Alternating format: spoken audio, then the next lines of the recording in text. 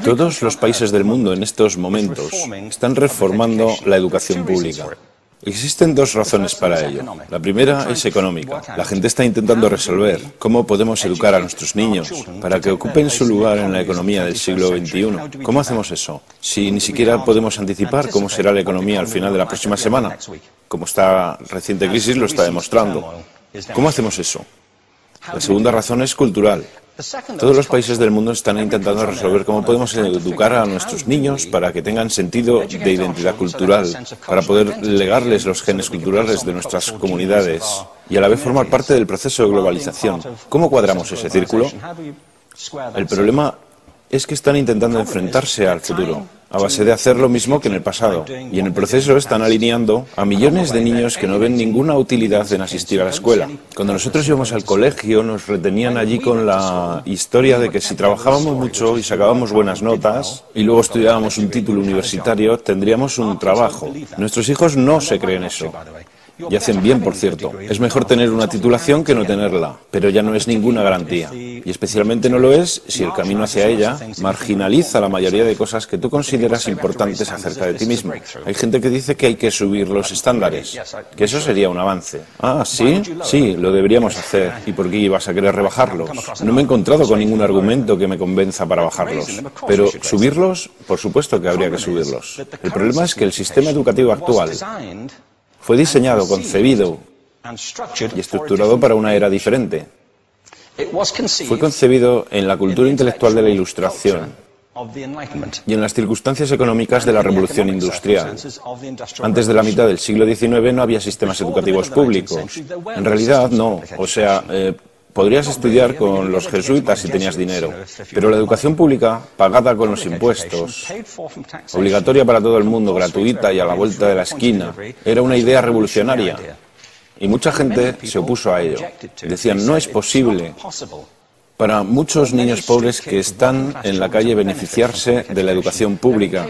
Son incapaces de leer y escribir. ¿Por qué perder tiempo con esto? Y también se asienta sobre una serie de suposiciones sobre la estructura social y la capacidad de las personas. Fue dirigido por el imperativo económico de aquel momento, pero a lo largo de todo ello se infiltró el modelo intelectual de la mente, el cual era esencialmente la idea que la Ilustración tenía sobre la inteligencia. La auténtica inteligencia consistía en cierta capacidad para el razonamiento deductivo y un conocimiento amplio de la cultura clásica. Se podría resumir en capacidad académica. Y esta idea está fuertemente enraizada en la reserva genética de la educación pública. El creer que hay dos tipos de personas, académicas y no académicas, y la consecuencia de eso es que mucha gente brillante se creen que no lo son porque han sido evaluados siguiendo este concepto de mente. Así que tenemos dos pilares gemelos, el económico y el intelectual. Y desde mi punto de vista, este modelo ha causado caos en la vida de mucha gente. Ha habido gente que se ha beneficiado maravillosamente de él,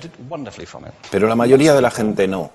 En lugar de beneficiarse, sufren de esto. Una epidemia moderna, mal ubicada y también ficticia. Esta es la plaga del síndrome de déficit de atención e hiperactividad, TDAH. Este es un mapa de la incidencia del TDAH en Estados Unidos. El mapa de prescripciones médicas para el TDAH. No me malinterpreten. No quiero decir que el síndrome de déficit de atención no exista. Yo no tengo la formación necesaria para ello. Sé que la amplia mayoría de psicólogos y pediatras creen que sí, pero aún es un tema a debatir.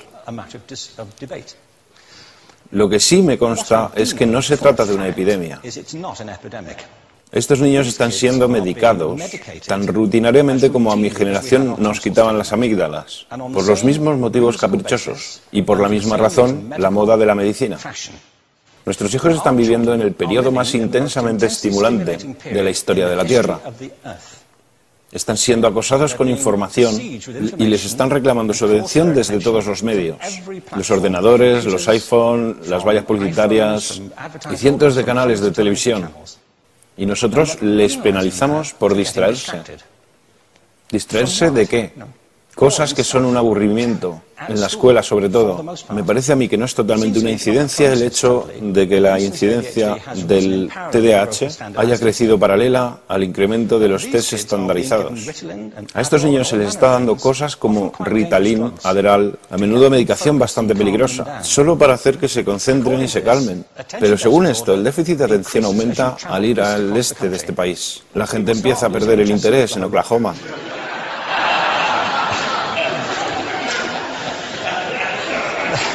Ya casi no pueden pensar en Arkansas. Y para cuando llegan a Washington, lo han perdido completamente. Y hay distintas razones para ello. Es una epidemia ficticia. Si lo piensas, las artes, y no quiero decir que sea exclusivo de las artes, creo que también es cierto para las ciencias y para las matemáticas, pero permítanme hablar en particular de las artes, porque ellas son las víctimas de esta mentalidad en especial. Las artes tratan especialmente la idea de experiencia estética. Una experiencia estética es una en la que tus sentidos están funcionando a su máxima capacidad. Cuando te hallas presente en el momento actual, cuando vibras con la emoción de lo que estás experimentando, cuando estás plenamente vivo. Y la anestética es cuando cierras tus sentidos y te atontas ante lo que está sucediendo. Y muchos de estos medicamentos hacen eso. Estamos haciendo pasar a nuestros hijos por el sistema educativo a base de anestesiarlos. Y yo creo que deberíamos estar haciendo exactamente lo contrario. No deberíamos adormilarlos, sino despertarlos para que vean lo que sucede en su interior. Pero el modelo que tenemos es este. Yo creo que tenemos un sistema educativo modelado del interés de la industria a su imagen y semejanza. Les daré un par de ejemplos.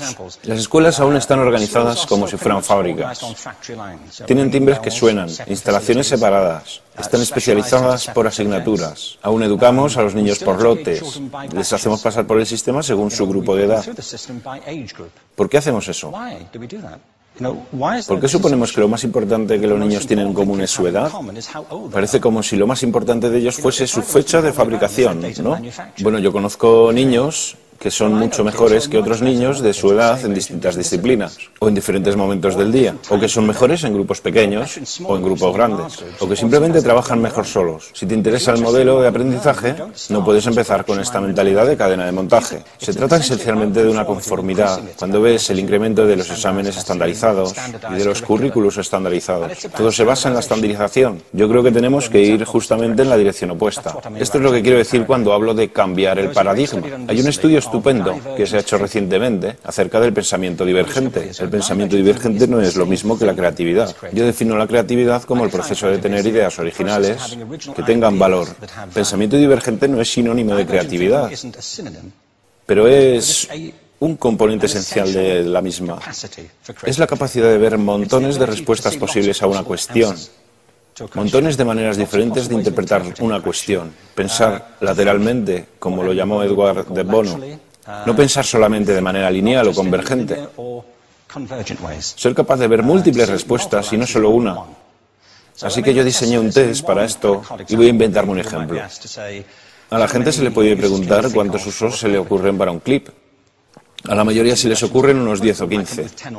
A la gente que se le da bien, se le pueden ocurrir 200. Y lo hacen porque preguntan, ¿el clip podría estar hecho de goma y medir 60 metros? ¿Tiene que ser un clip tal como lo conocemos? Bueno, pues diseñé el test y lo probé con 1.500 personas. En un libro titulado Más allá del punto de ruptura, y en el protocolo del test, si superabas una puntuación determinada, se te consideraba un genio del pensamiento divergente. Así que quiero preguntarles, ¿qué porcentaje de la gente que hizo el test puntuó como genio en pensamiento divergente? Y debo decir una cosa más acerca de ellos. Eran niños de jardín de infancia. Así que, ¿qué opináis? ¿Qué porcentaje de genios?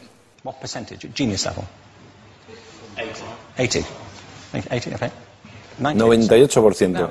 Bueno, la cuestión es que era un estudio longitudinal, así que los mismos niños volvieron a hacer el test 5 años después, en edades entre 8 y 10 años. ¿Qué pensáis? ¿50%? Volvieron a hacerles el test otra vez, 5 años más tarde, cuando tenían entre 13 y 15 años de edad.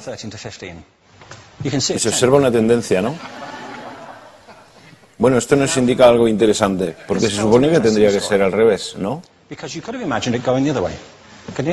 Empiezas no siendo muy bueno, pero mejoras a medida que te haces mayor. Pero esto demuestra dos cosas. Una es que todos nosotros tenemos esta capacidad. Y la otra es que esta capacidad se deteriora en general.